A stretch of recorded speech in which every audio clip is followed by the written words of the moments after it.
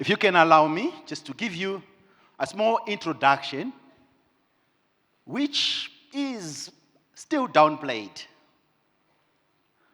The guest that we have is a visionary luminary, is a distinguished philanthropist, a great good Samaritan of note. He's a transformative strategist whose profound influence spans global commerce, agriculture, mining, humanitarian initiatives. As the illustrious founder of Sakunda Holdings, our guest has masterfully orchestrated multi-billion-dollar transactions, significantly revitalizing Zimbabwe's economy and setting a new benchmark in the business network and setting. His pioneering achievements earned him historic recognition as the first Black recipient of the esteemed Global Merit Award of Excellence.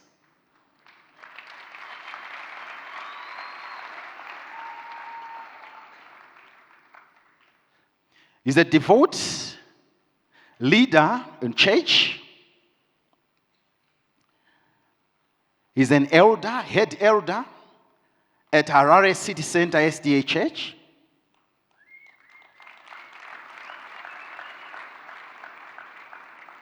He is a man of the kingdom.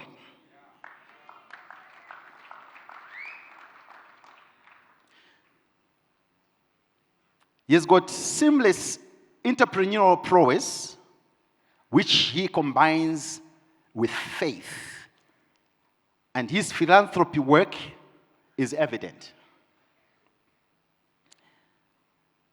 Profoundly influencing key sectors such as education, a lot. When we're talking about the health sector, as a great Samaritan, we do have a hospital in Harare where people walk in for free and walk out without payment. He has transformed more than 63 schools, revitalizing them. He is a great philanthropist and a man of faith. He's also serving with distinction as presidential advisor and chairperson of the Land Tenure Implementation Committee. His visionary leadership and unwavering dedication exemplify an extraordinary commitment to national development and progress. His exceptional capabilities and inspiring vision position him as a monumental figure whose leadership is exceptional and par excellent. Ladies and gentlemen, when the guest was born, the Lord knew that the will of God is here. Help me to welcome Dr. Tagwirei.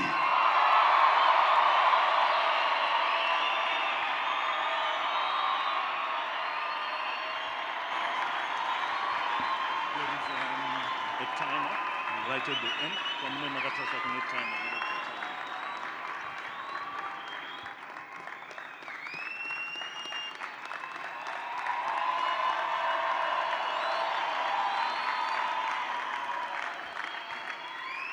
Wow.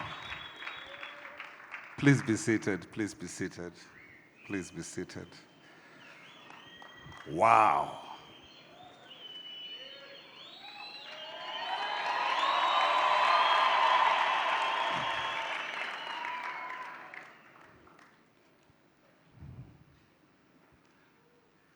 Even in the desert, there is a place of rest.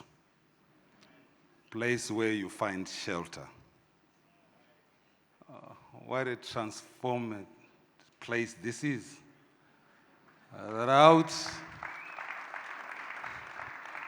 Even out of Harare, we can indeed find Harare in Shinoi.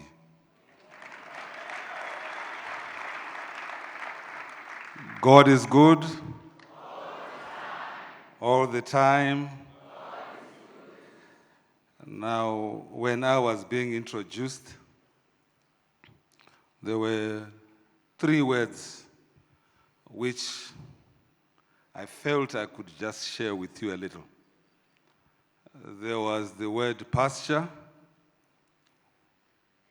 That's me. That's what I had. And then there was the word sheep. That's you. And then there was the word shepherd. That's you. Now, you know of a passage in Scripture, Psalms chapter 23.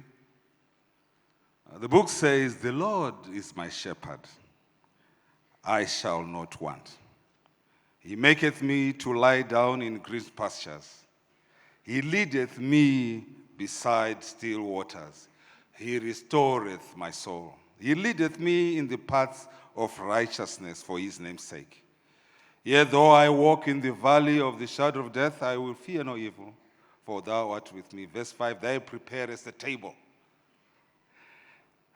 before me in the presence of my enemies." I love that part. Unoziva Mwari anogadzira tafura yokudya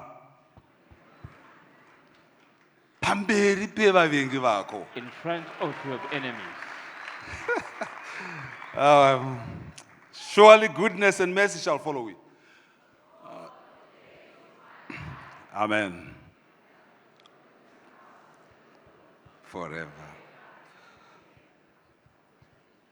The shepherd, prophet, who is the man of God, is the representative of the Lord in this church. So when you see him, you must see God's presence. Now allow me to tell you,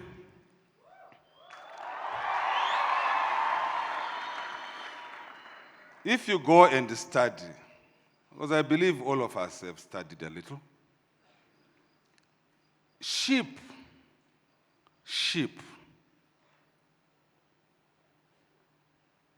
everybody say, "I am the sheep." Sheep see 360 degrees, their eyes. They see 360 degrees. But they can only see 6 feet forward. That's sheep. They see 360 degrees, but their vision can only see 6 feet. Now, when you look at the Oriental way of shepherding, the shepherd moves in front. And when he moves in front, he moves in such a manner that he is not 6 feet away, so that the sheep might not be away. Are you following? So be careful. Let us be careful. Because the shepherd is the one who can see far.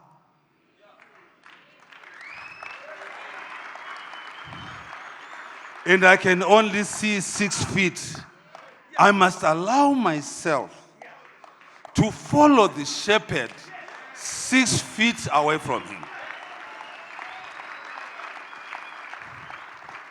You are aware of the parable of the lost sheep. It means that they were away 6 feet out, more than 6 feet away. And that's why they were lost. Follow the shepherd. Follow the what? Because you can't see far.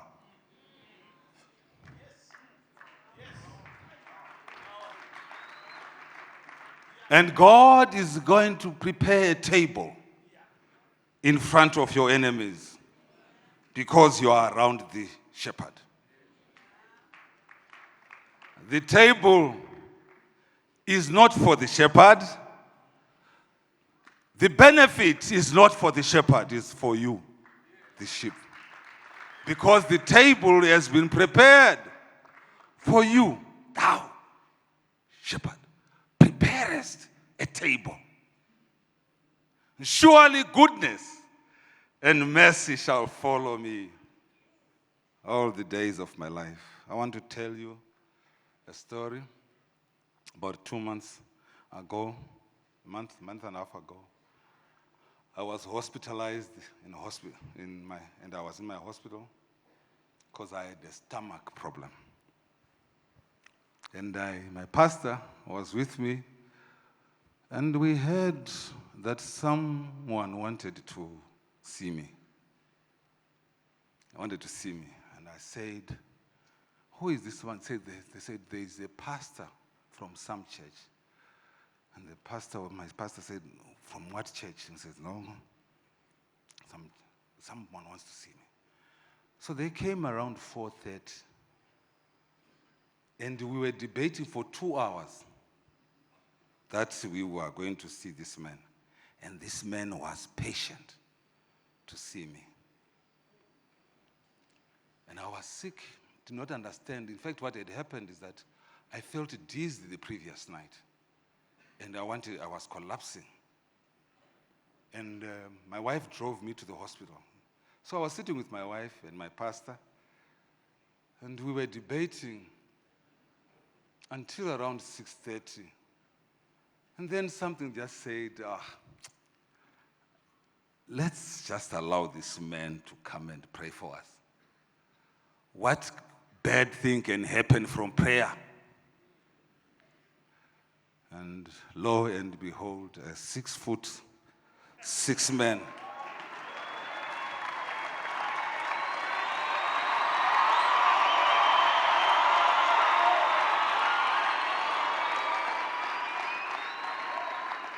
came in and touched my stomach and left. He said, "That is all." He says, "Can you stay?" No, I'm going. And I left at 8:30 that evening.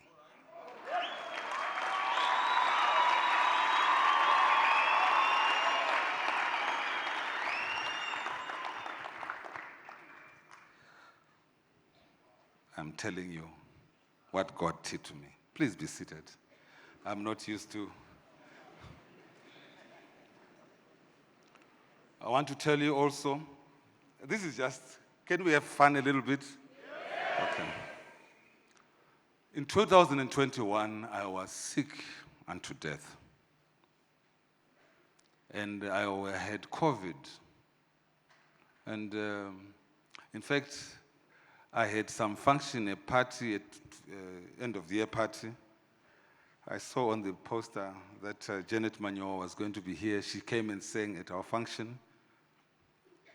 And after that, 4 days later, I contracted COVID. When I had COVID, something just happened. I was recovering and something just happened around the 20th of January, 20th, 24th. And I started deteriorating seriously. And as I was deteriorating, something happened. And I was then placed in a coma, induced coma. And the president managed to arrange for me to be treated at the Royal Hospital in Abu Dhabi. And one of my friends, Obey Shimuka, was the one who was part of the plane that carried me to Abu Dhabi. While I was in Abu Dhabi, I was in coma for 37 days. And during that period, there's something that is called, and I was being treated by the best doctors. But there was a time when even those doctors, my wife and Obey told me that, okay, this one is, we are just going to do the final aspects of him. But really, there's nothing to do. The carbon that was in my body was too much. It was closer for someone who was dead than alive. And just like Elijah, when he saw the cloud, small cloud, Obey saw a small cloud as he was going out, Obey, and gave him a flicker of hope. And he was in Dubai now, coming back to Zimbabwe, and then he came back. And when he was coming back, I woke up, that was now on the 11th of March. I woke up, and when I woke up, I started singing the song that Everton was singing. On Jordan's stormy banks I stand, and cast a wishful eye. And this song is brought about through an experience that Moses had. Because he was told by God that he was not going to go into Canaan. You know the story. And he was told, and so he was taken up the mountain. And Joshua was just behind him. And God showed him Canaan. What is amazing is that when I sang that song, I sang it in Shona. I knew it in English, but I sang it in Shona. I am telling you this, that I am a businessman, I'm an entrepreneur. But I'm not an entrepreneur who is like Mark Zuckerberg. I'm an entrepreneur who is a Christian, which means that I'm an entrepreneur who has been called by God.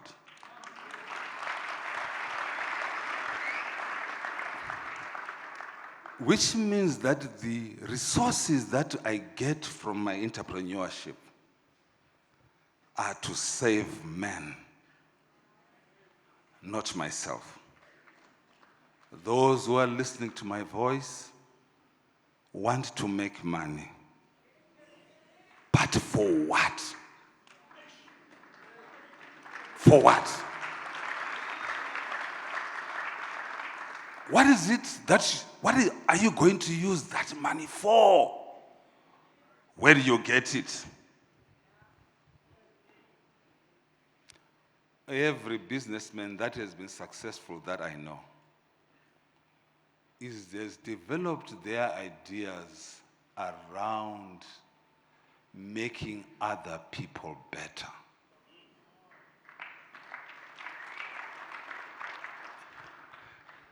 If you are here, you want to make money for yourself, most likely you are not going to succeed. This is not the place for you.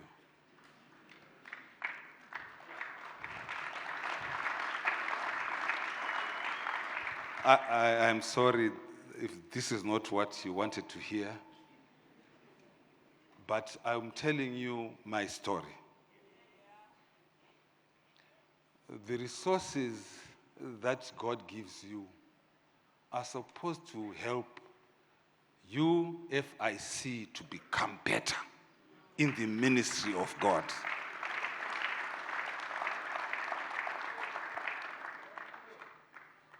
It's for service. It's not for myself. It's for service. We're just introducing myself so that you might know who I am. Let's just take a detour a little bit. Because I'm talking to youth, I have a few things that I want to say to you. Pride and jealousy. These are just notes. They are not the main thing. Main thing we're going to talk about in 45 minutes. Pride and jealousy is what brought Lucifer to become Satan. Pride and jealousy. But that is the thing that we find mostly in all of us. In that we have a prophet in our church, Ellen White, she says that Lucifer saw Jesus' throne and he desired that throne. And he thought that he was now as important as. Are you following? And because of that, he thought that he should be like.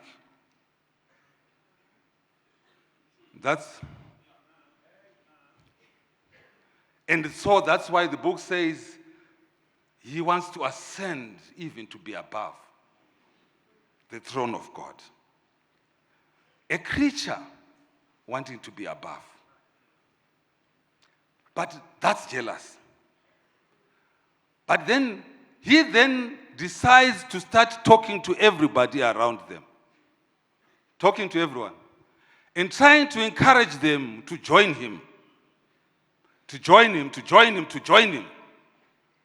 Listen to me, my brothers. In trying to join him, but God is trying to woo him to come back. But he is encouraging others to leave. Then after bringing all these people together, he then says, it is now difficult to go back. Pride. I would rather go with those that have fallen. For those of you who have watched movies, you have seen a thing that we love so much that we call a hero. A person who then says, at the end, when the main actor has managed to get him, and then he wants to kill him, he says, let me kill myself. And then he shoots himself. Then we say, that's a hero. That's stupidity. Why not plead for mercy so that you can live? But pride, my brothers, pride caused him to fall and fall eternally. And I want to submit to you, my brothers and sisters, that that which is killing us is we look at other people's things and possessions and we want them also for ourselves.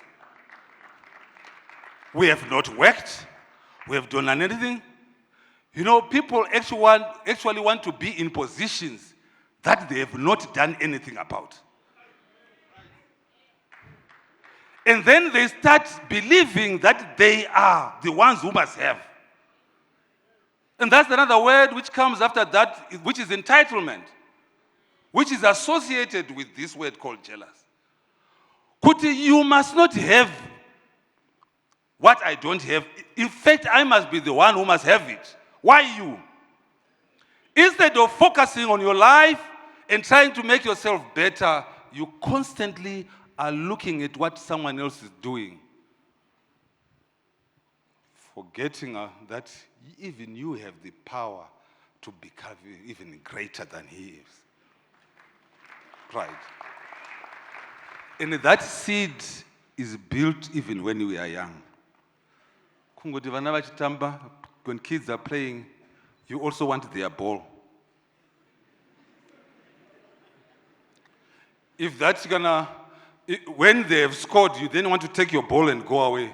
The one with this ball says, no, okay, I'm going. Just because you are not great at dribbling. Pride is a danger. And the social media right now is being used for kusimbisa, kwita jealousy and pride. To encourage jealousy and pride. Most of us who spend time on social media are looking at people's lives. You can't even sleep looking at people's life. And then jealous then breathes in you. And then controls you. And then you start talking rubbish about others.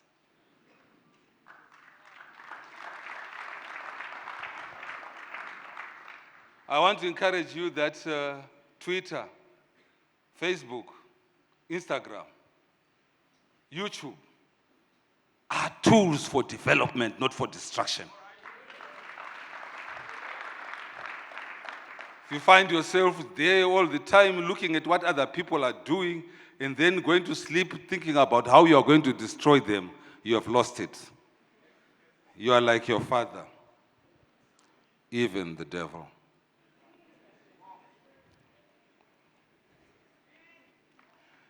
Something else, I've got time. Something else that I want to talk to you about. I was born in a family of 3. 2 brothers and 1 girl, sister. Until 1978, when I discovered that we were even 11.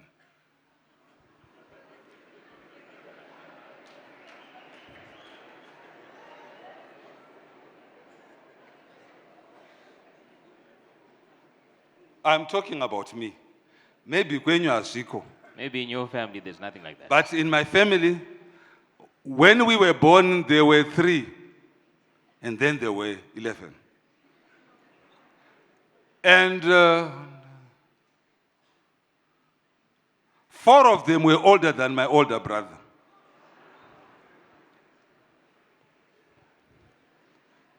Three, 7. 4 of them are younger than my younger sister. So, naturally, I was angry because I was supporting my mother. And as we were growing up, my father then passed away. When I was finishing my A-level, 1988. And some of my brothers, I got to find out that they were my brothers. Some of them in 2017, some of them before. But there is a young girl, my sister, who we were all angry about. And when she was brought to our home, we took her away as an outcast. And she went away. In 2000, but then something that came up to me and says, I need to look for my brothers and sisters. I must not get involved in the fights of my father and mother.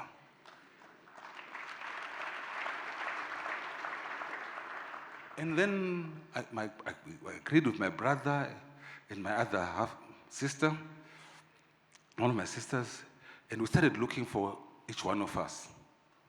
And we finished this exercise in 2019. When we finished this exercise, one of my sisters had 5 children. And she was staying in a place even I could not want to be. In fact, no one can want to be associated with. But she now had 5 children. I'm telling you about my story. And when I started, the cost of looking after them now was much higher than if I had taken them earlier on.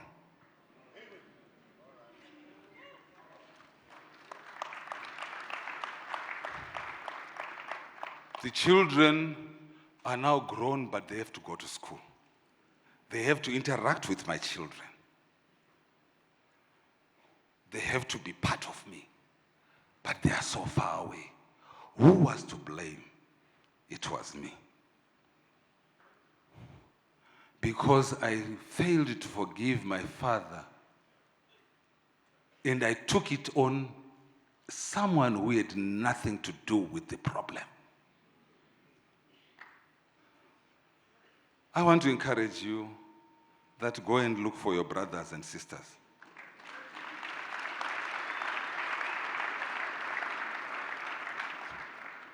It will be expensive for you in the end.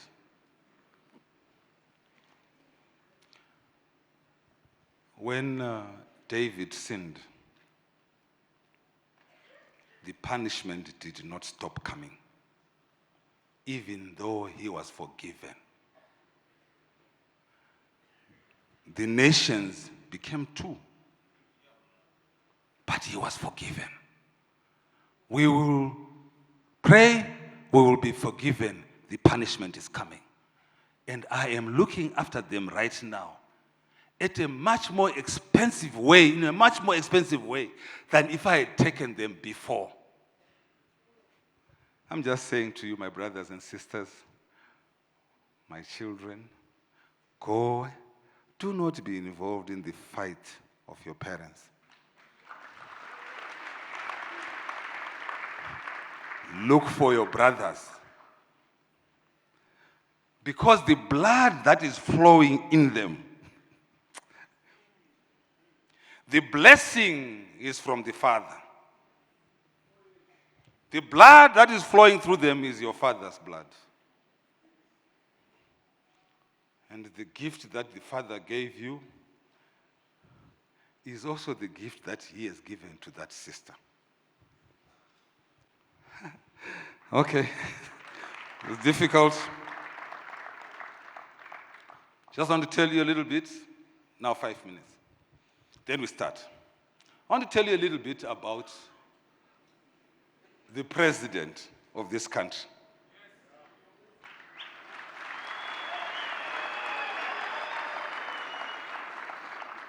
He has not sent me to say this, but I'm going to say it.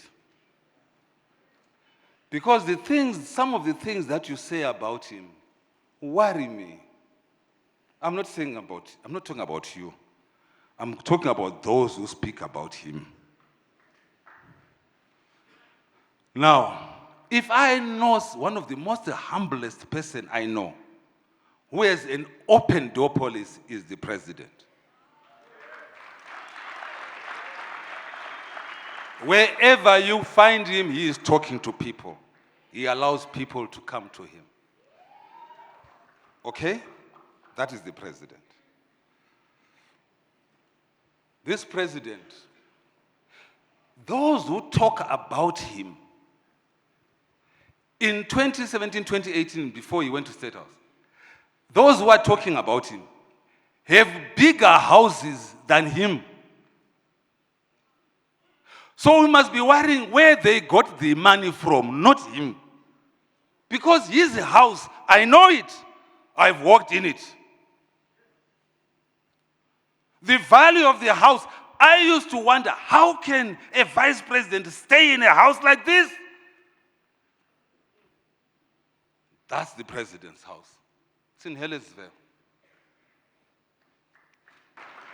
Because he is a house, he has not taken anything. Because he is a house. If he had taken, I would see it in his house. I would see it. I would see it. It's in Helensville. Let me tell you something about him.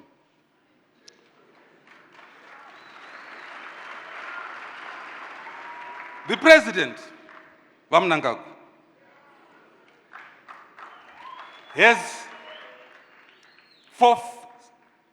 because of security reasons, they had to move him from his house. Because he was staying in Malmo. He was saying, let me stay in Helensville. I don't have a problem. No. You are now the president. For security reasons, you need to move to the State House. But the State House was not ready for him, the president's house. So he stayed in a cottage for 5 years. A 3-bedroomed cottage, 2-bedroomed. For 5 years, 2018 to 2023.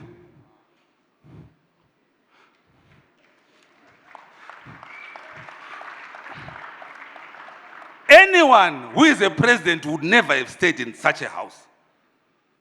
Okay. Anyone. Even those who are wanting to be president would never have stayed in such an environment. I have been there. So when we talk about this man, most likely we don't know what we are talking about. Now, I brought you some statistics. Did some numbers for you. This man is a farmer. His farm is 405 hectares. If he was corrupt, he should have taken 5,000 hectares. Those who are saying a lot about him have more hectares than he has. And yet they are junior in position.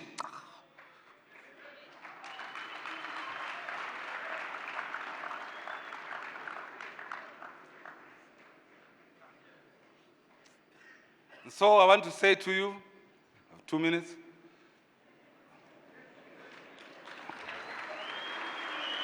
I just want to tell you about my president. And so, but he has then contracted farmers around him so that at least they can farm, and he provides inputs for them. Since 2008, he was there's a club that is there. Most might not know.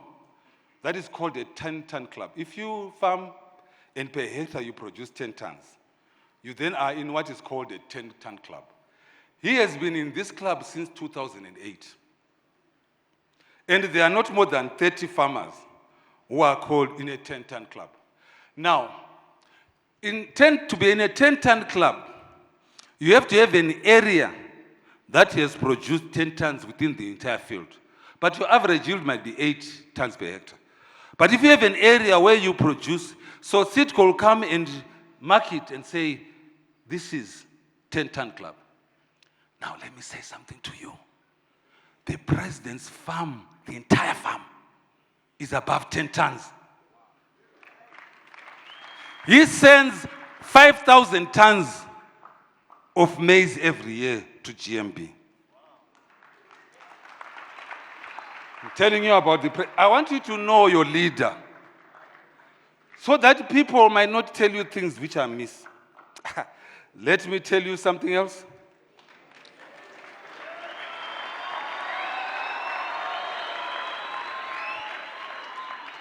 He farms soya beans and he produces 500 tons.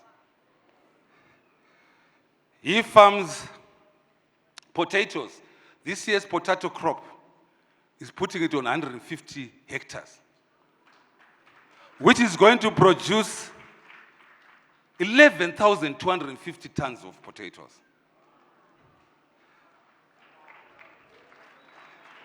I'm talking about who? And I will ask a prophet, you can take some of the youth to his farm to see for yourself. And I'm going to ask him that I was at UFIC and I said to them, the youth want to come and see your farm. So that you see for what I'm talking about. So that you don't hear rumor, you see things. Last year he produced on 600 hectares. Per hectare, he produces 8 tons per hectare of wheat, which is most probably the highest in the country.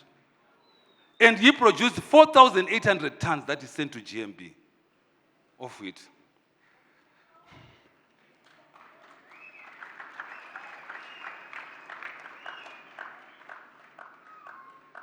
He then produces barley, 200 hectares, and he produces 1,500.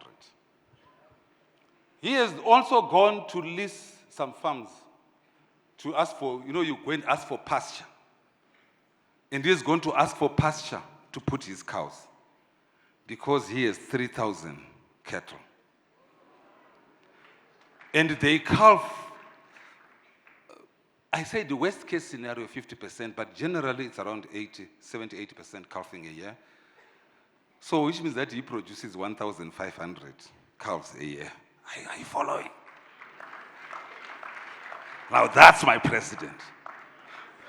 That's my president. So I then did some numbers because I love numbers. The turnover for his farm, he's going to kill me, but I'm going to tell you, is around $11 million a year.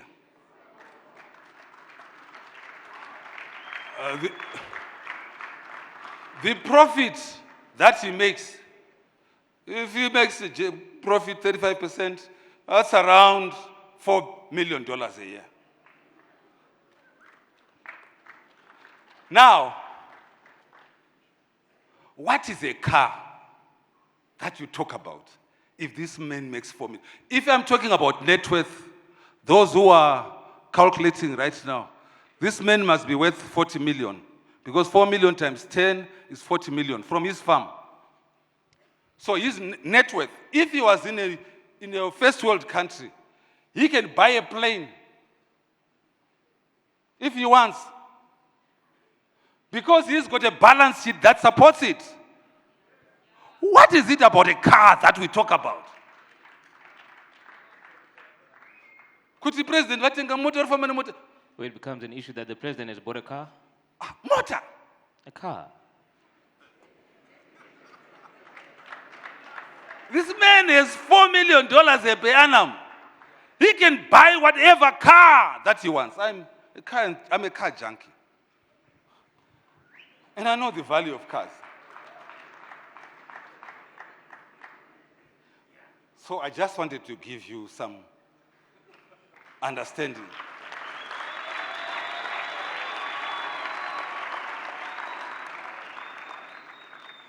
Remember, I talked about pride.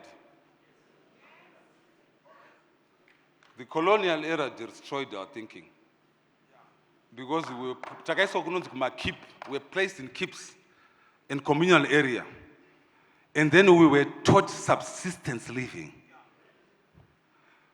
That I must eat, I must work my fields,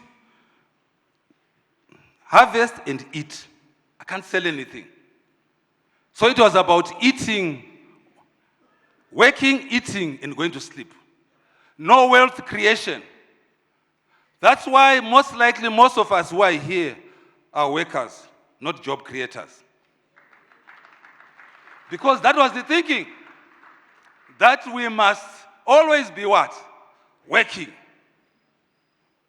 So when you hear us talking about someone, it is because they've come out of the shell where we all are. The normal thing is that we must work, eat, and sleep. Work, eat, and sleep. Now, when someone makes a bit of money out of this process, then he has stolen.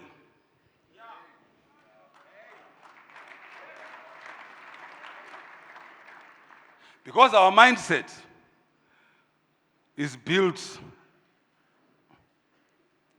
around poverty. And the poverty has been brought about through enslavement in the colonial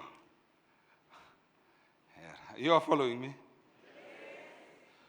So, when you hear people talking about the prophet's house, they have not worked.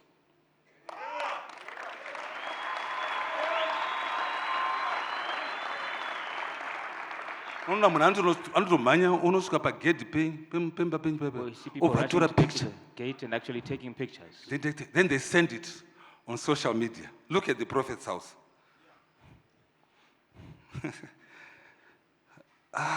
You are Christians. He is a Levite.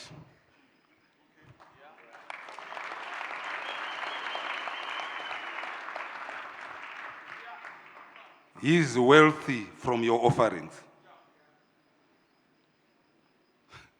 I'm going to say that again. I know you don't want me to say this. We will see how successful your church is by what house he has, what car he has. We will see how you worship God by what you do for him.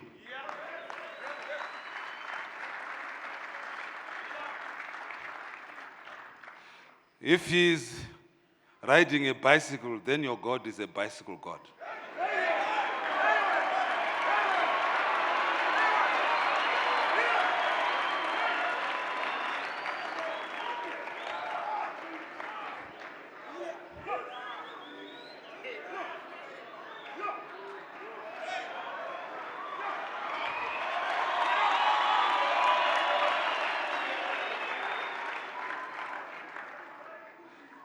if he's driving a Rolls Royce, then Psalms makes sense. The book of Psalms, it now makes sense. That he owns the hills and the cattle upon 1,000 hills.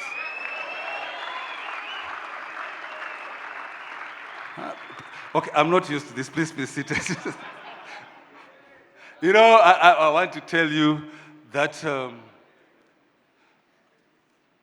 before the kings came along, the richest people were the priests.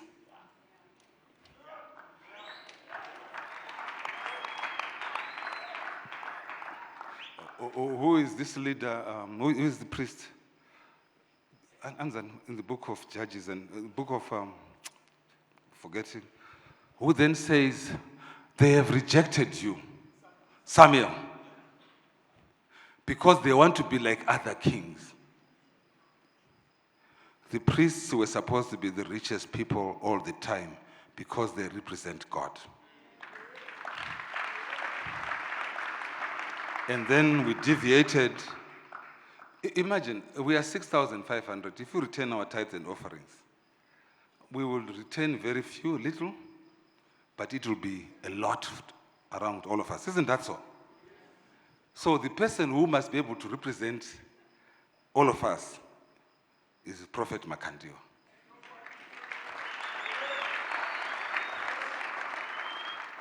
If his word means something, then we must see it in his life.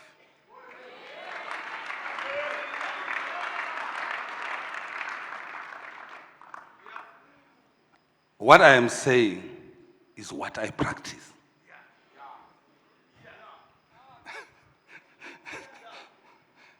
My pastor can confess. What I'm saying is what I live.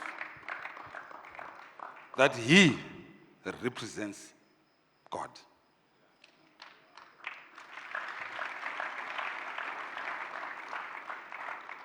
If I go on holiday to Dubai, he must go to holiday in Brazil.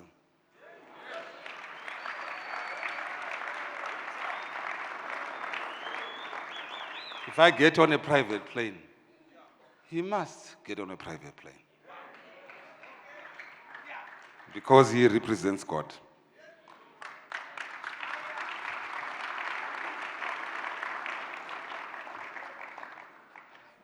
You don't want to hear this.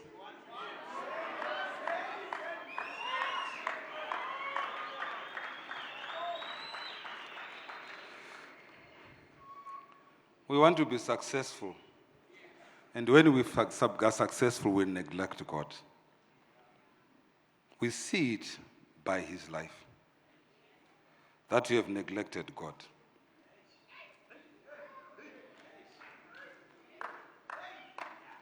The tithes and offerings represent what you think about God.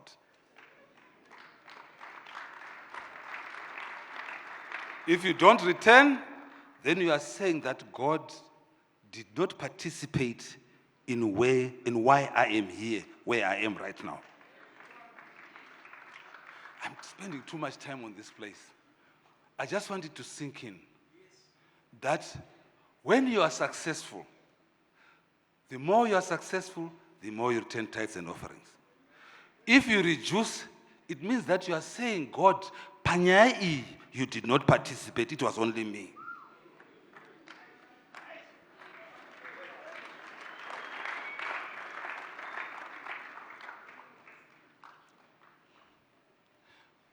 At our church, we return 10% as a tithe and 10% as an offering,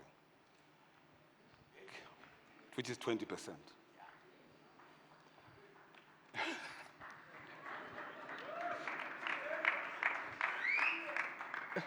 20% goes to God. 10% is then used to look after the pastor. And then 10% is used to spread the gospel.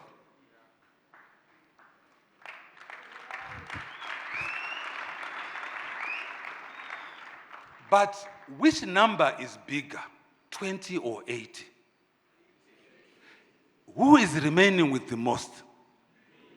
And yet you fail to neglect, you choose to neglect God only because of 20%. And then we choose lifestyles that are beyond what God has given us. And then you then forego giving God because of the lifestyle that you have chosen.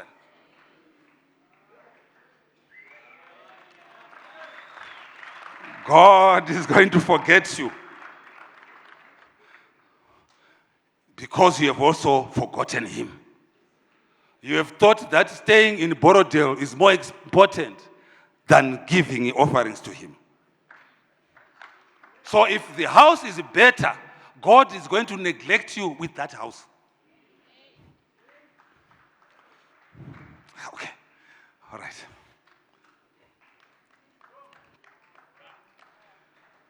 Let's talk about entrepreneurship.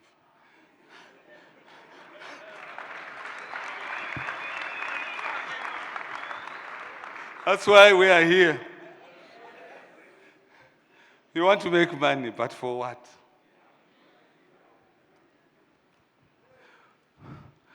Most of you are here because of the gift of healing.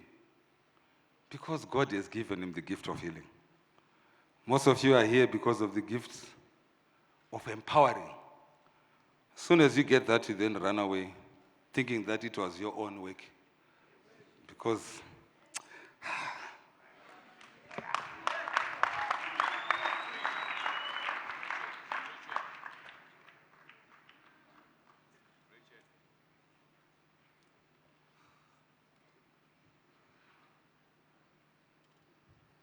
just for a word of prayer, not I, but Christ, be honored, loved, and exalted. Not I, but Christ. Be seen, be known, be heard. Not I, but Christ. In every look and action. Not I, but Christ. In every thought and word. In Jesus' name, amen.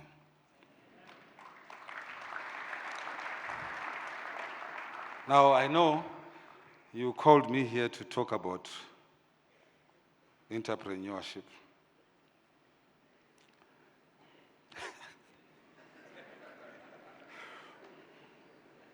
I'm going to ask that we read 2 verses. I wish I had given them to you earlier on. Do we have some Bible, anyone? Everyone? Okay. Can I just ask you, if you may, as we honor the word of the Lord, that we shall all stand?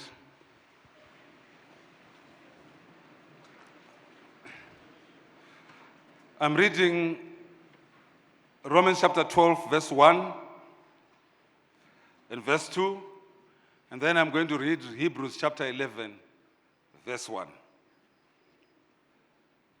And I say, I beseech you, therefore, brethren, King James Version, by the mercies of God, that you present your bodies a living sacrifice, wholly acceptable unto God, which is your reasonable sacrifice. And be not conformed to this world, but be ye transformed by the renewal of your mind, that you may prove what is good, what is that good, that's what it says, and acceptable and the perfect will of God. Hebrews chapter 11, verse 1. And I read in your hearing, now faith, let us all say, now faith is the substance of things hoped for, the evidence of things not seen. Please be seated.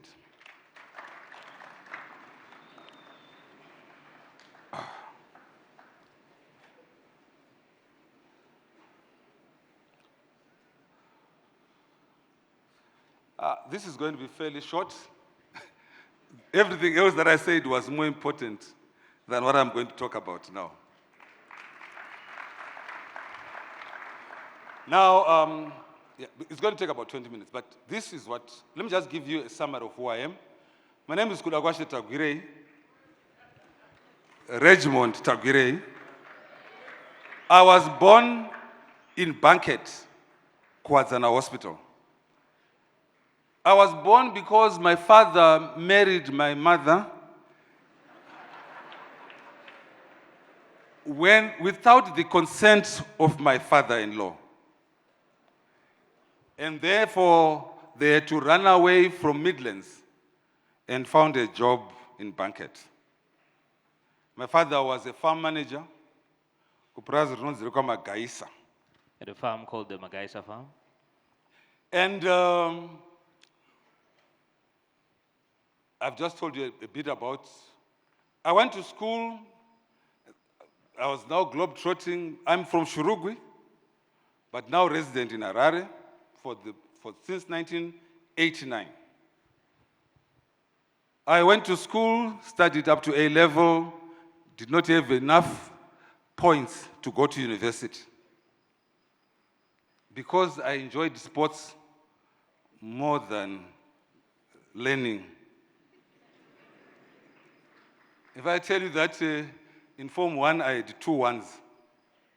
Those days we used to do 2 subjects, 2 1s. But in A level, my points are mashoma. There were few points at the A level.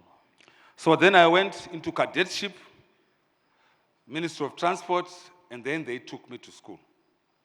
And I went and learned to become an analyst programmer and became a systems analyst. Ended up at CBZ as a senior manager. There were only 2 senior managers which used to sit in which used to form what is called a steering committee, steercom. It was me and another gentleman called Eddie Mombo. The first man that was part of my life who changed my way of thinking was Dr. Gideon Gono. Because he gave me a work ethic in that we used to work until 2 a.m. And I used to work, because he used to work until 2 a.m. or 3 a.m. And at the end of the time, he would then start going from the last floor to the first floor, just going through and seeing what has been happening. And one day, because I had worked so late, I then realized that this man actually comes around 2 a.m. So then I used to work so that I can be able to have the favor of talking to the CEO. And then when he used to come and sit with me for about an hour. And we will talk and he will teach me the experiences that he has gone through. And then he gave me the work ethic.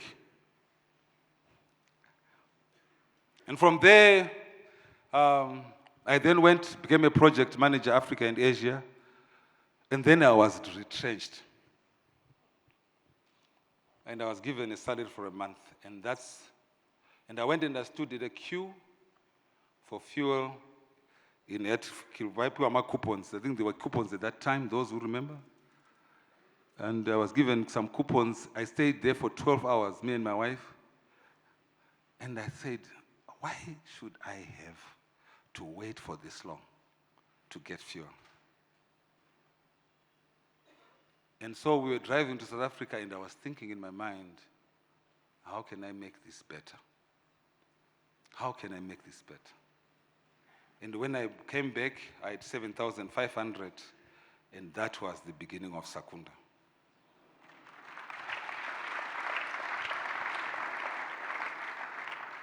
By 2011, I had created 3 entities. One, a logistics company, which had 100 trucks. 2009. 9. I had 11 trucks, 100 trucks, and I had, that time I had another company, Sakunda Energy. We had 45 service stations by 2000. Then one service station.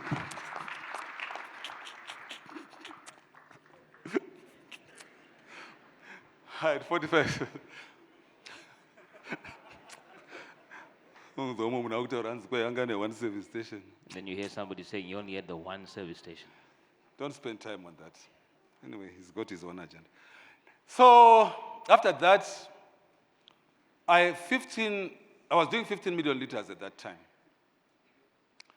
And Vampamanga, permanent sector of finance of energy, went to Beira and saw my trucks lined up, and I was not using the pipeline. And then he came to me and says, young man, why the government have put infrastructure for you to use and you are neglecting it by using your trucks? And now the government is in debt for putting something that you must use. I felt guilty that I was participating in destroying government assets. So then I came to him and said, what is the problem? How can we solve this problem? And then he said, we have a deficit. We are only pumping 40 million liters a month. We are supposed to pump, there's what is called a take-or-pay. We are supposed to do a take-or-pay of 66 million. So because we have this deficit, we are creating a debt with the pipeline company. I'm talking to educated people, right? So there was a debt which was accumulating of $2 million a year. It had gone up to 14 million. So I said, okay. I went back, and asked my friends, I said, okay, this is what I want to do. I want to start selling 40 million liters from next month. Remember I said 15? So I said, I want to start selling 40 million liters from next month. So I'm going to commit to the government and do what is called a take-or-pay with them of 40 million liters so that they will do the rest. And that's how that debt was ameliorated, by taking that position. So then I went and I went to the traders, Glencoe and Trafigura, and I signed up contracts for 40 million liters a month with Glencoe and 40 million liters a month every 2 months with Trafigura, which is 60 million a month. I did not have takers for it. But God, in His wisdom, reduced, because I had bought so much, the price of fuel, my cost of fuel came down significantly. And when it came down, I was able to make the fuel in the country cheaper. And that's how I was able to meet my target and even surpass it to 60 million liters a month by 2010. I had now entered in a space which is called fuel trading. Then I realized that the cost of money in Zimbabwe was about 15%, and I was dying. And George Gomatanga, I was in a plane going to South Africa at that time. He says, George, Young brother, you're definitely dying. The borrowing costs are going to kill you. That's when I decided to go into a partnership with Trafigura. And the purpose of going into the partnership was to reduce my finance cost. So when I reduced my finance cost from 15 to 2%, that increased the margin in our business. Even though I retained 51%, I was now making more money by just the reduction in the interest.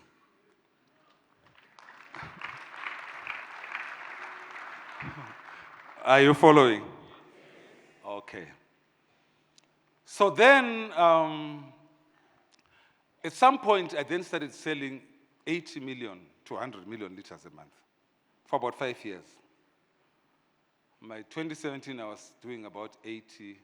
In fact, the government came to me and says, no, actually reduce. That you're actually doing a bit too much, you need to reduce it now. But the utilization of the pipeline, because now everyone saw what I was doing, followed me to the pipeline. Are you following? And our utilization of the pipeline went to about 150 million liters. At that time, it got to 120, then they increased the capacity to 180.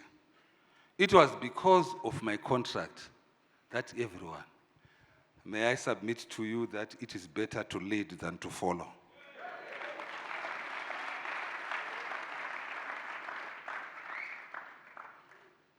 So that's what happened. And then I became an advisor to the president. And then because of that, I felt that it was going to be a conflict. It was going to be a conflict. And then I chose to let go of the fuel business for the purpose of that conflict. Now, in 2015, that's when bond notes started. Remember, 2015. We were struggling to take money out of the country. So I had about $75 million that we're supposed to pay to our suppliers, and we're failing to supply. So that's when I was going to Equatorial Guinea, and I was with one of the security, and I was on a government mission. I was going there, and when I came back, I had an idea that we should do contract farming. That was the advent of command agriculture. The purpose of command agriculture was that the government had done an acquisition of land. They had given farmers the land, but the farmers did not have capacity to farm. When the white men came in 1950, they were capacitated by loans. These farmers did not have capacity to farm. And that's the reason why we started command agriculture. And the purpose was to make sure that they farm. It is better to create wealth than to make someone to just to be able to live. Because creation of wealth is for posterity up to the third or fourth generation. When you are living, you live today. There are people with kids, with children. You are going to work. You are an electrician. Your child comes out, they are a lawyer. And there is no vision in this home. The other one is, this is everywhere. The other one is a scientist. The other one is a historian. The other one is a teacher. When they leave and you are older, the one who is a doctor is going to have a child who is a singer. The other one is this.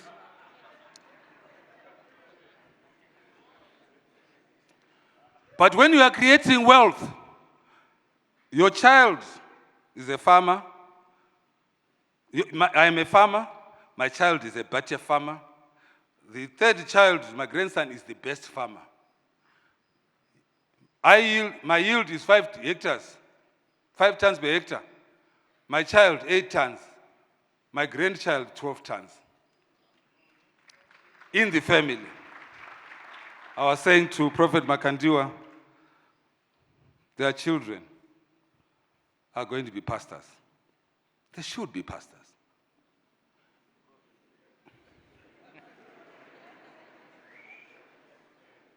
They must have youth conventions that have more than 6,500 people.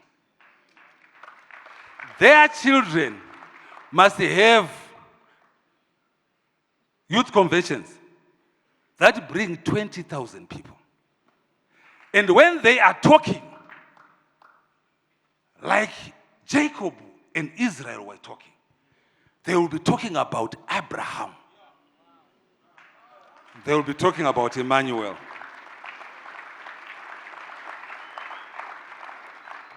That is how you create wealth. So that's what we're trying to do with command agriculture.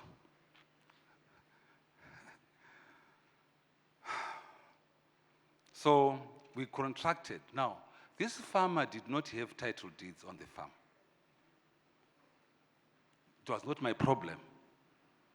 So I said to the government, I'm going to give this farmer inputs. If perchance they fail to pay, who's going to pay me? So government, because they owned the land, guaranteed me. Mabata, Are you getting it? government became the security for the farmer. Now, most of the farmers who talk nonsense did not pay back. And the government came through for them to pay me back. That's how security works. So I delivered $1 billion worth of inputs over 3 years to farmers. And in each year, we produced over 1,000, close to 2,000 tons of maize, 2 million tons of maize a year, of which 1.1 million tons went to GMB. It was the highest in 2016 and 2017 that the country has ever witnessed. To this fact that the American government wrote in their agricultural bulletin that Zimbabwe has done the best thing for the farmer. Go and look it up, Google it. And that is the advent of the, I'm telling you my history, so that you know from myself. Not what you hear from others. So, government guaranteed, and that's how I was paid back. But I had been using my foreign currency outside. I was also I was using my foreign currency from outside to help and propel this, because we had no foreign currency. And I ended up with a foreign currency deficit myself. Yeah. It was some of the toughest periods. And then in 2017, when the president became president, because at some point I wanted to go and live outside the country like everyone else. It's easier to live outside. But it's better to be here. That's where the opportunity is. You know, people tell you a lot of things. My men of God, people tell you a lot of things. You'll hear someone criticizing the government. But in his story, they will tell you, Mama, that I bought a house in 2000 for 60,000. And I sold it for 600,000. Now, which economy can do that? And then someone is criticizing. It is this economy. It means that there are shortages of houses. And you do business where there is a shortage. That's where the opportunity is. Right now, if you go into town, look at the developments. That's where the opportunity lies. How many percent DPO? 600,000. 1,000% in US dollars. And then the man criticizes this government. So that's what happened to me. There are certain things that I can't share with you, but I've shared with the men of God, I think. And then I said, we then came to a conclusion that the Command Agriculture must go to banks. And then it went to banks. This is who I am. I have taken too much time. This is who I am. Now, my time is spent on making other people better.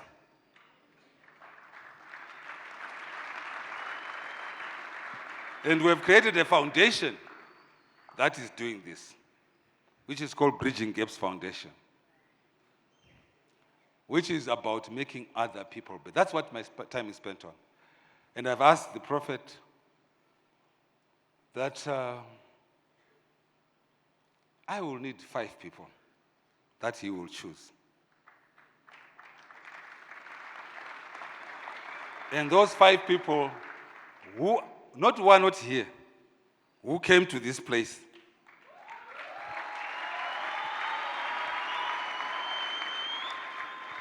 And we are going to create facilities for them to do startups up to $40,000 a month per person.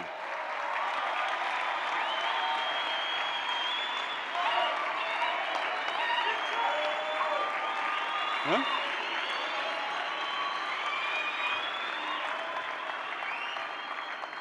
And the 40,000, please be seated. I'm not used to this. And the 40,000 is per person. Total is 200,000.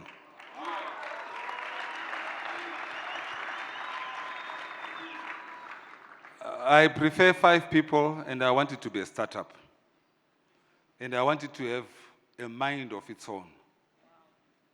Because, allow me, this is what I'm going to be talking about dreaming. About dreaming.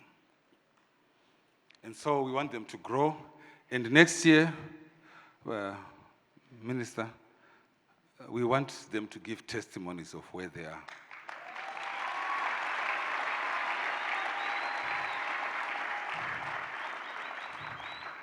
If there is no testimony, there is no life. And Everton Mlalazi is going to handhold you, the 5 of you. Everton is a liar, prophet. Everton, the one who was singing here, is a liar. Yeah, this one. Everton behaves as if he's a musician, he's a statistician. I dream. Everton puts it to paper. So that even I can understand my own dream.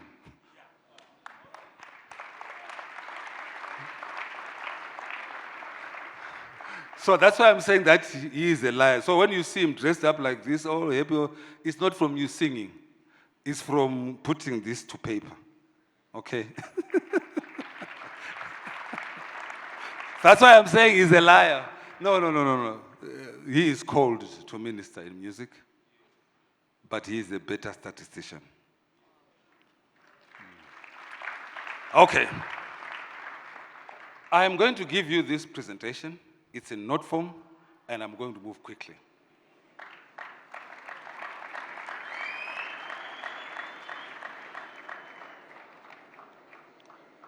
Text, Hebrews chapter 11, verse 8, faith is the substance of dreaming. In entrepreneurship, you start with a dream. Anything that you have not dreamt is not entrepreneurial. Something that you see from someone else is not entrepreneurial. It's someone else's dream.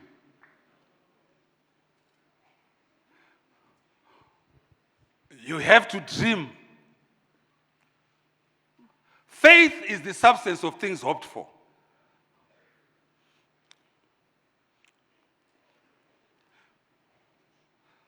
The evidence of things not seen. So I put into existence that which I have dreamt.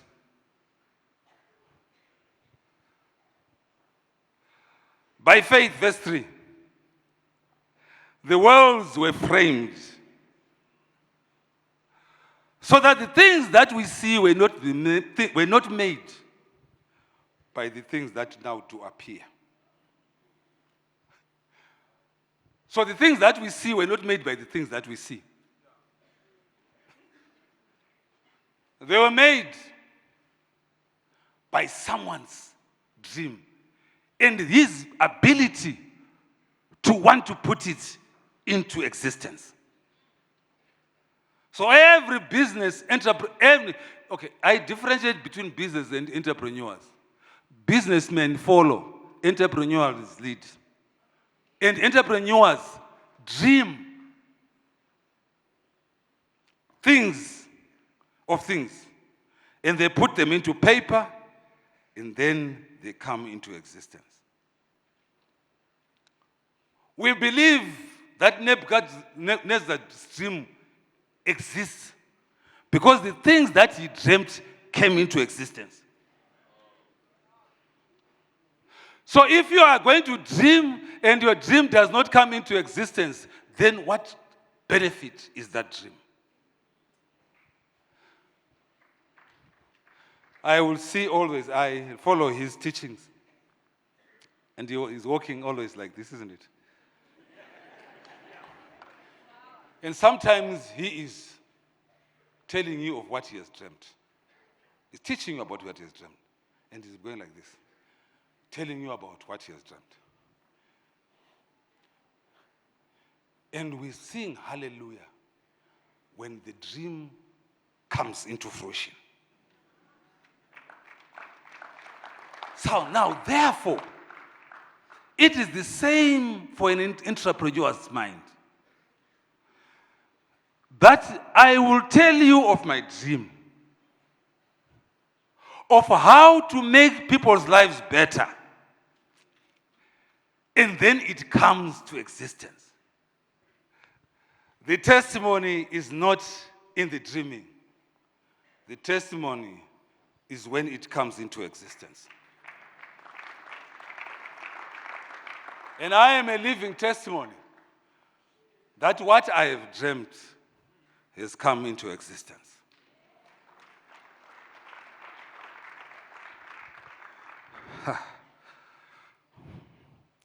So there are 4 key aspects of entrepreneurship.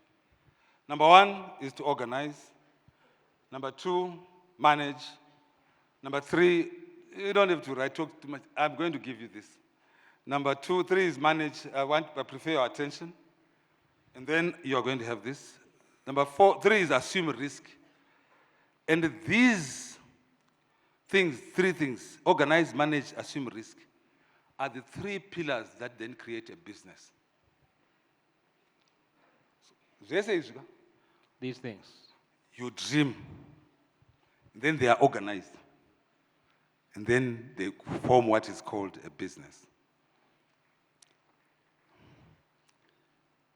A dream is a visible representation of a concept. And it is generally to solve a problem. When I was going to South Africa, it troubled me. Book of Daniel says in chapter 9, Daniel was troubled that when are we going to go back to Israel, to Jerusalem? He was troubled. And then a few verses later, then God appeared in a vision. So when I am troubled, and I continually am troubled on behalf of others, God is going to appear to me in a vision and tell me of the things that are going to happen. We think about it only when the man of God is on this platform. But it also happens in your life when you are creating a business.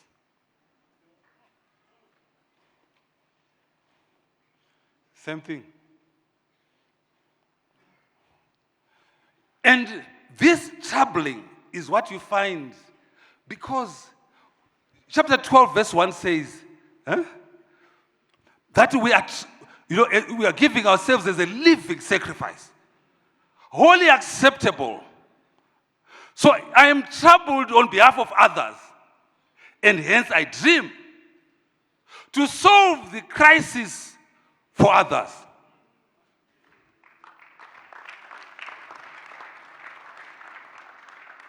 We talk about Joseph.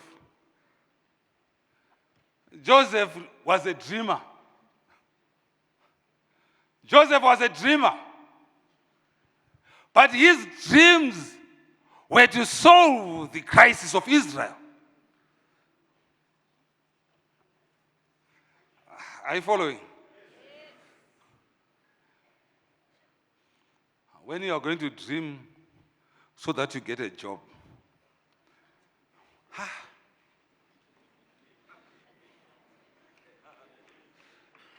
may I tell you, please forgive me.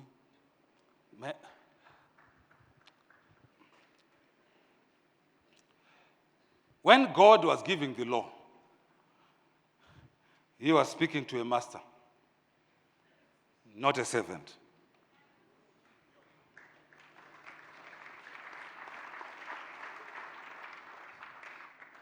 Dreams are for masters,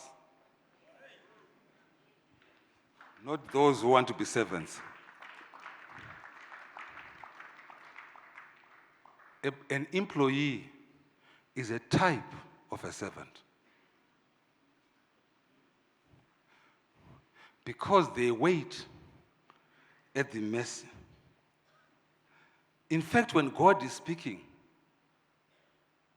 even your maid servant and the servants, and your wife, your animals, mukaf, wealth, and the servants are put in the same space.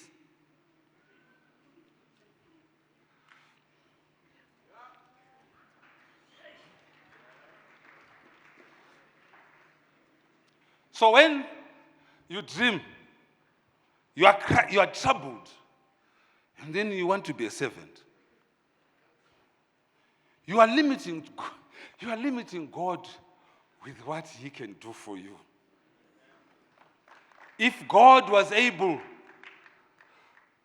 to create a tree, and in that tree is a seed, and it has a regeneration capacity. When you look at that tree, it has a regenerating capacity. The wind will blow, the seed will fall. It will rain, the seed will germinate.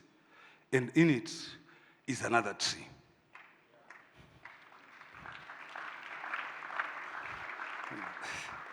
That is not done by servants. That is done by masters.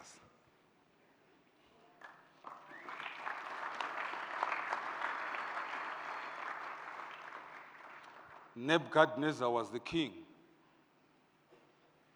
That's why he dreamt about his kingdom.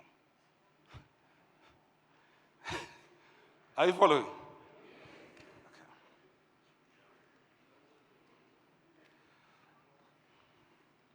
What is a business?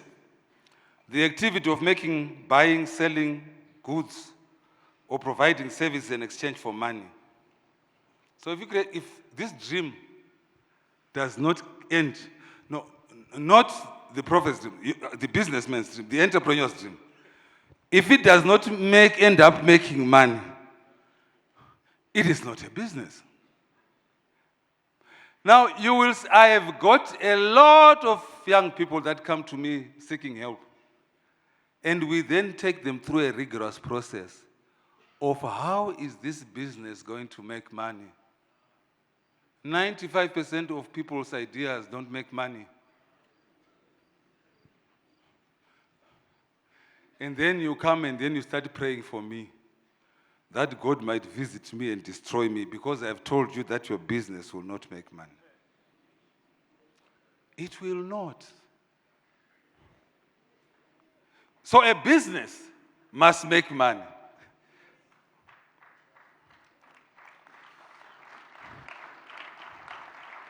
So when you are dreaming, you must then organize. And organization is to arrange and plan an event, to arrange or order things so that they can be found or used easily.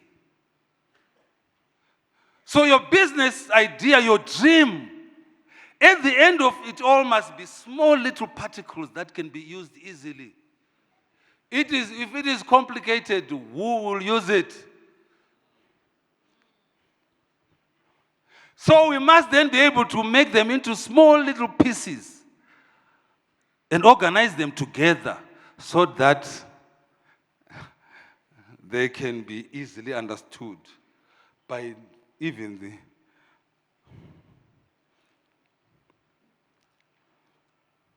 least educated. We must manage it to have some measure of control. Man of God, if you don't control this place, it will go all over the place. Isn't that so? So it is also with a business. If you are not in control, if you don't put systems and procedures, and this is happening within a dream, that you then begin to then put systems and procedures so that it is now organized.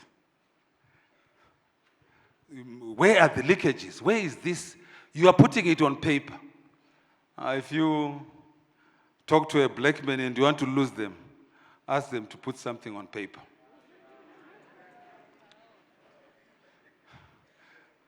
All our businesses are in our heads. They are not on paper. And that's, you are going to forget something. Okay. We're about to come to an end, don't worry. Assume risk. Everyone, I started my business with 7,500. You hear people coming to me and saying that they want $1 million. You have never even had $1,000. You want 1 million. Everyone's idea, every idea, 10 million, you know, you will see someone 100 million. They want, my business, 7,500. There is nothing wrong with starting small.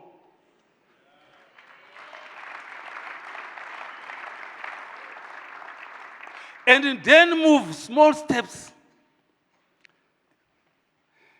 Everything about us is about it must happen tomorrow. That's why you find that when you go to Manicaland, there are no trees anymore, pine trees. They take 15 years to grow. We have no patience for 15 years. Our businesses, people think that I started my business in 2018, 2019. They don't know that it is 23 years into the making. And you want to participate with me now. Forgetting all the steps that I have taken is not possible.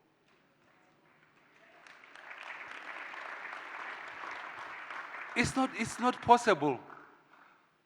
That you become you want to be a multimillionaire today. You want to drive the same car that I'm driving. Woman, it's 20 years, 23 years into the making. My lifestyle is 23 years into the making. I'll tell you, please allow me to tell you, that I sold my house at some stage, 2004. And I sold it at a discount for £21,000 in Westgate. Because in Marianga short, they wanted to get to it. Because I was running short of money. 21,000. Later on, we had a single cab, my wife and I.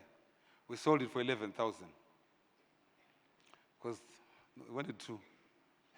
I did not own a house until 10 years into the business.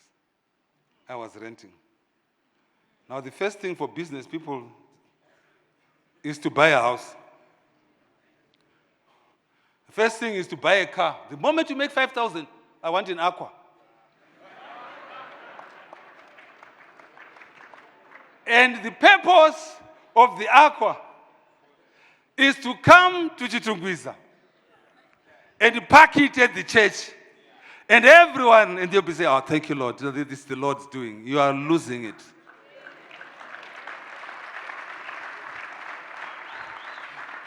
Because you have taken $5,000 out of your business.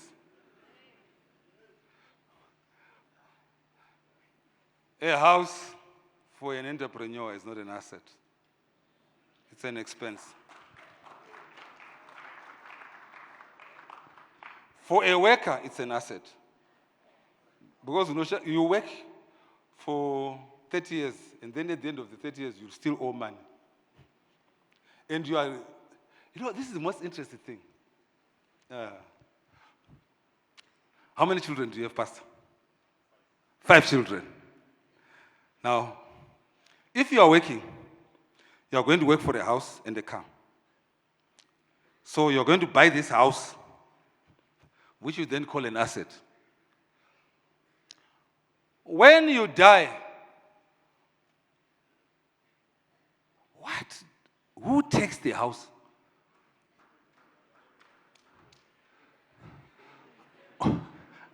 Who takes this house? Do you want to make money quickly? Do you want to make money quickly?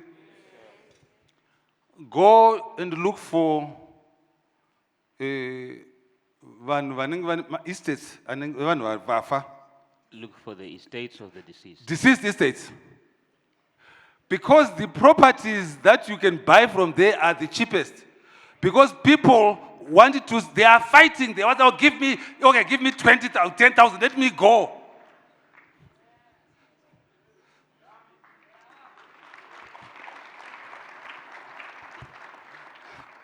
Okay, come to my pastor.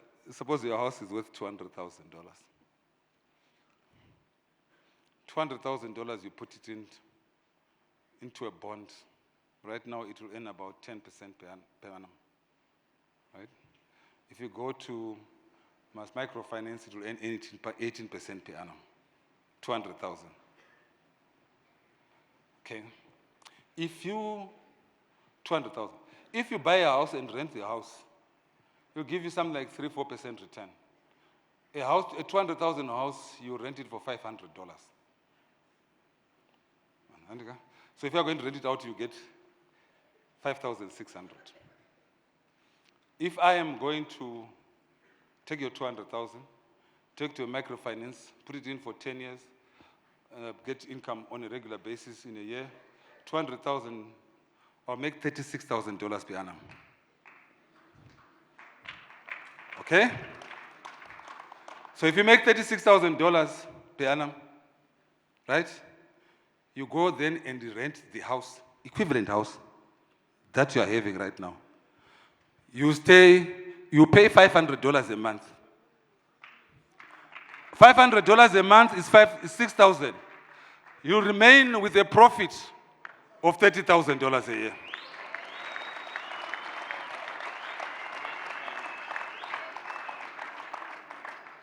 You invest $30,000 a year. By the end of 10 years, you'll have $300,000. You'll have $500,000. Now you are in your 10th year. You start investing the $500,000 into the same microfinance, 18,000, pay 18%. What is it, Everton? 1 million is 180,000, 90,000. It's about 90,000. 90,000. Huh? 90,000. 90,000 a year for 500,000. You are still renting for $500. $6,000 a year. $6,000 a year. You are now making $90,000 after 10 years. You are pocketing somewhere around $84,000. At the end of 20 years, you have over $1 million. My brother, you leave each one of your children $200,000.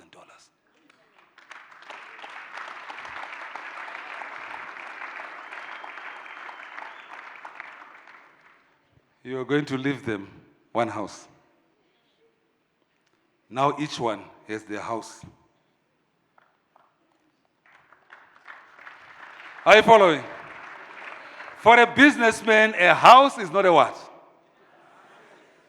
It takes away from you. It's an expense. Can I tell you?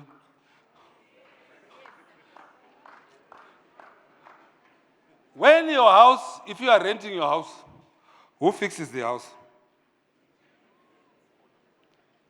The owner fixes the house. So from the 6,000, you are going to fix it for 2,000. So your actual income is about 4,000. When you are renting, you are paying 500. You have no cost of fixing the house. If a light bulb is broken, you call the owner. Come and fix your house. That is how an entrepreneur thinks. Houses for business people are not assets. I started buying a lot of property in 2013, and it killed my cash flows. When you have no cash, you are hopeless.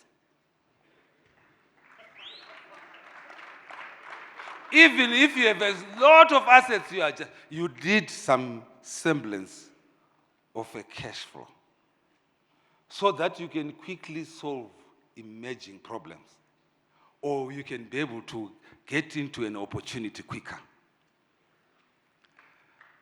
So I'm talking to you about, okay, I'm afraid, Obey, people are going to run and sell their houses.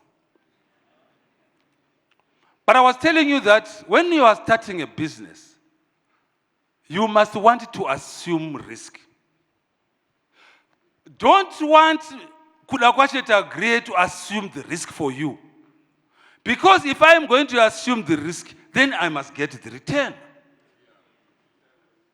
Are you following? What are you going to put also to show that you are committed to your dream? Okay, that's not the right word. The right word is, what are you going to lose? What are you going to lose? What are you prepared to lose? Let me tell you something. This is a story that you know.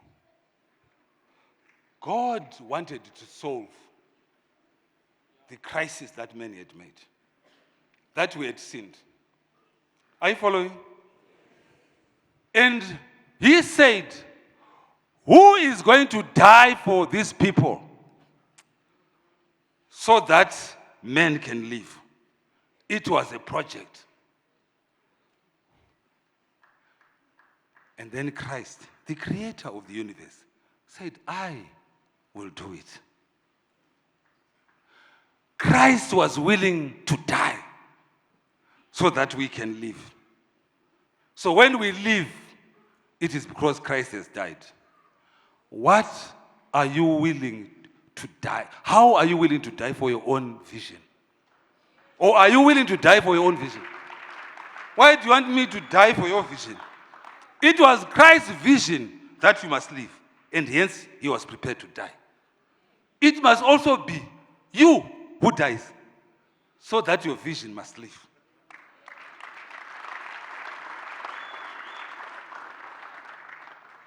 You must be willing to die. If it is 1,000, put $100. Put everything that you had. Do you know the lady at Zarephath? What do you have in your house?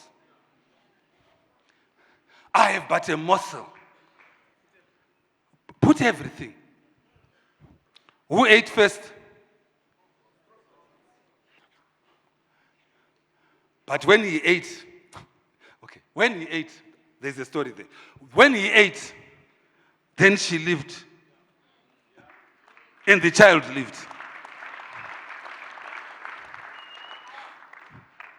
She even confessed that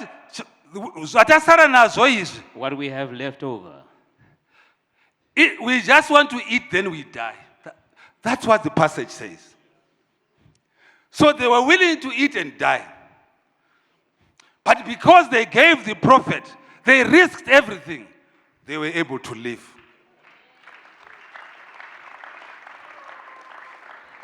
So, as it is like that also in business, that you must be willing to die. You must be willing to give everything to that cause. And then God is going to make it plentiful. Are you following?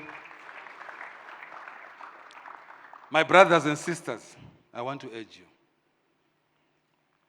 that if you want to do business, if you want to be entrepreneurs. Not intra, not intra. Because in entrepreneurship, you are implementing someone else's dream. Because an entrepreneur is a brand manager who works within an organization, and then you come up with a dream on behalf of me. So whatever you do it, and then I get the results. Intra. So those who are in marketing are in the business of creating ideas for the owners to be successful. Okay.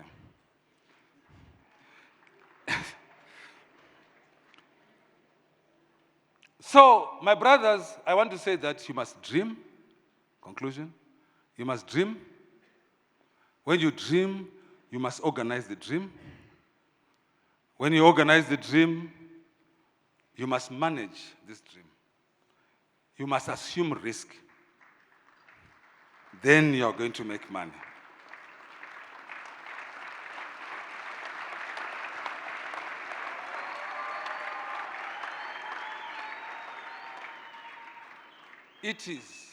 It is for others that we dream. It is not for ourselves. The Bible says there are only 2 commandments. Love God with all your heart and all your might. And then, second one, love your neighbor as yourself. How do we know that you love God? Is when you love your neighbor.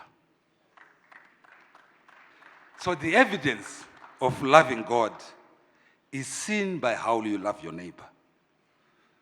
So your dreams are about loving your neighbor. And then God will give you a reward. And that reward is going to be your wealth for posterity. Let us pray. Stand up and pray and thank God.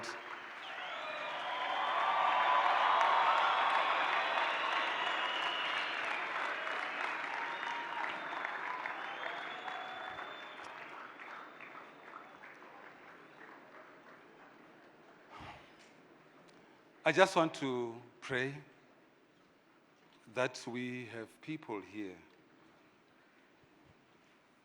that want to dream.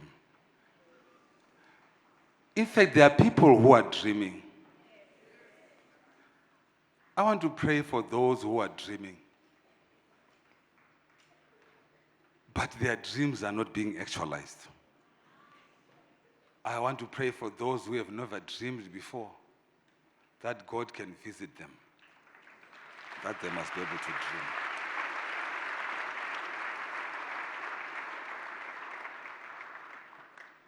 Father, which art in heaven, allow these children to dream. If you could give a dream to Daniel, can you come to this mountain and make everyone here be able to dream? But a dream is nothing if we cannot actualize it. Give them the power to actualize their dream. This is my prayer in Jesus' name, amen.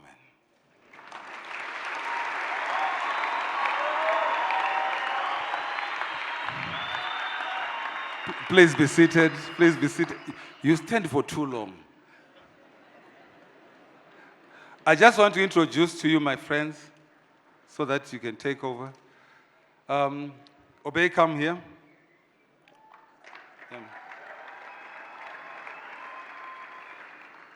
I'm going to introduce just one friend today. Obey Chimuka is my friend, but he is my brother in Christ.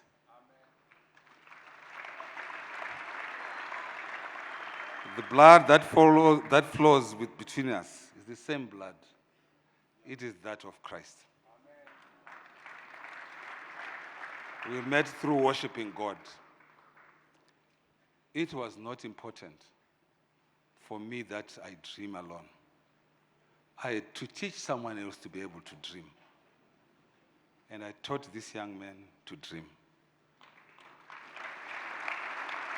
And this, for me, while God has done a lot for me, He has proved to me that I can also be able to teach someone to be able to do it.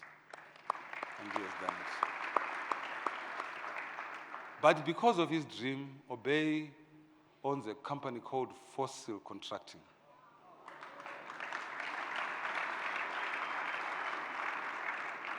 And he also owns another company called Kaya Cement. Now, everyone tells you that these are my companies. It is not true. They are his companies. He followed in my footsteps and he created his own brand, which is called Fossil and Kaya. And so I'm just telling you this so that you know that it is possible. 10 years ago, 2015, 2012, Obey was not this man. 12 years, God has worked miracles. In that, what he did for me in 24 years, he has shortened the length for him to be 12.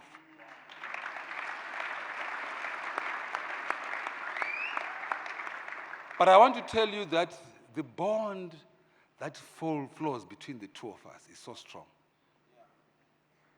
Because this man and his wife is literally constantly being destroyed because of me. He was placed on sanctions by the United States government because they thought that his companies are mine. And they were being used to channel money out. We've never taken anything from this man, never used his companies, not a signatory in his accounts. But our friendship is stronger. In that where you find me, you will find Obey. And he is unshaken. In that where I am, he will also be. And I'm proud that Obey. I've actually asked him to go to Swaziland for a function, but he said, I have to come and be with you today. He's leaving in about 3 hours' time. Obey is my testimony.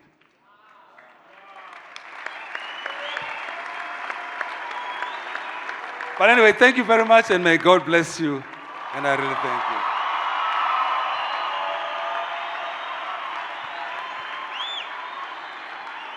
Consider the question and answer.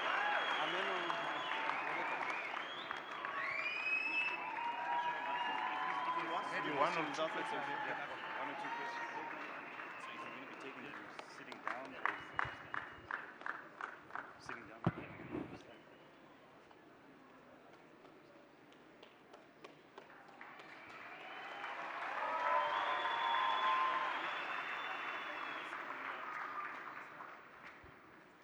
Wow, wow, wow, wow, wow. Let's clap hands for the dog.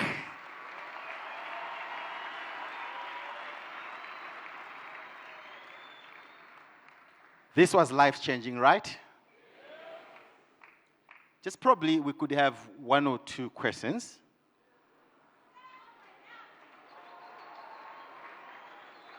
So just maybe we will take two questions. We'll follow the protocol of microphones. There are people with microphones there, and we ask two questions. If you don't mind, Doc, just two questions. Thank you. Thank you so much. Here to your left. This question is coming from the teaching of pride and jealousy. Most individuals with great ideas, even brilliant ones, are keeping those ideas to themselves simply because they are afraid of merging with investors or getting into business partnerships with bigger investors because of the fear of intellectual property theft. How then does one identify the right partnerships or mergers without the fear of losing out? Thank you. Okay. Maybe we will take another one and then allow Doc to answer both of them. Thank you. All Over right, you, Lamo. we have a question on your left side. Okay. All right. Doctor, you explained about dreams, and now that I am a dreamer, I want to go after the dream. How do I manage or overcome criticism or destructive criticism on my way to my dream? Thank you. Thank you. Over to you, Doc. These are some of the easiest questions. Because in both questions, you are trying to take the place of God.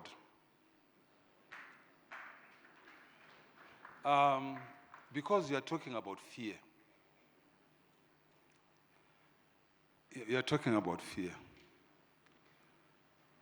I cannot help the question, but I must ask you to become a Christian and pray. Thank you.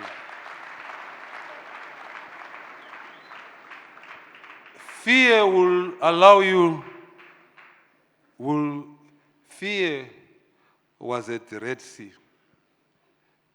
when they were struggling to cross. Fear and jealousy has destroyed fear. It's not jealous, it's fear. If God allows the idea to be taken, so be it. Because it is God.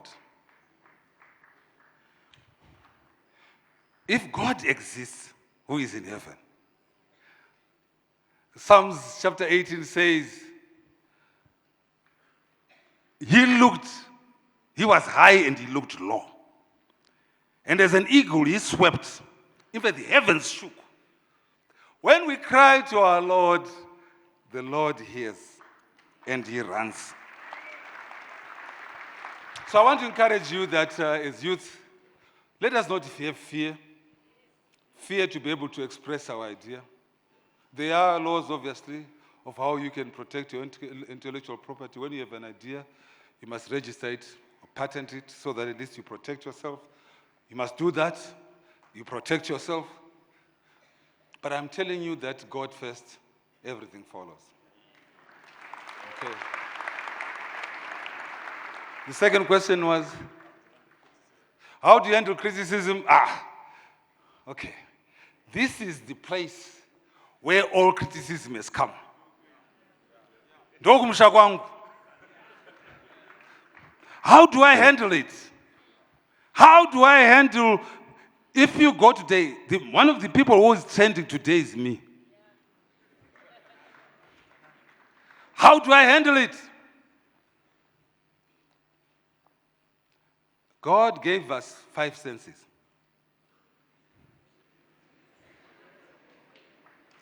In these 5 senses, there is the sense of touch, there is the sense of smell, there is the sense of taste, but then there is the sense of hearing, there is the sense of sight.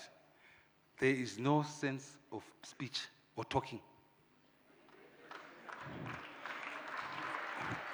You are a sensible human being if you have these 5. 5. You don't need to say anything. You just hear, you see, you taste, you smell, you touch, and you walk, and you walk, and you walk. You don't respond. Responding takes time and energy. You spend, if you go on Twitter, you look at what he has said, you look at what they said, then you start planning and looking at the idea. How am I going to respond? How am I going to do this? And you are praying to respond, and you do all this work, and all this work, it takes you 24 hours, 48 hours, 2 months, preparing a response. Imagine if you took that time to actualize your dream.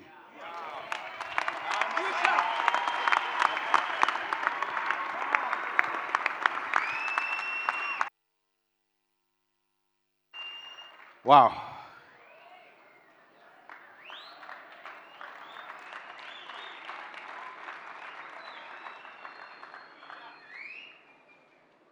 Yeah, how I wish we had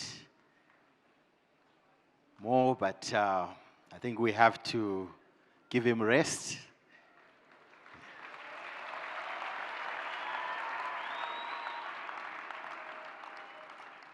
This was epic.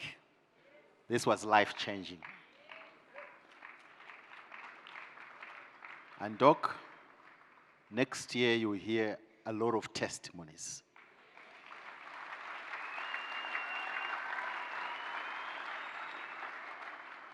There are serious people and an army that has been created today, the 1st of May.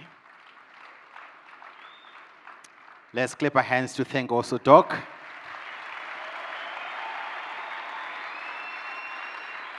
And the team that he came with. Thank you so much. Thank you so much, Doc. We appreciate. And let's continue clapping our hands and allow them to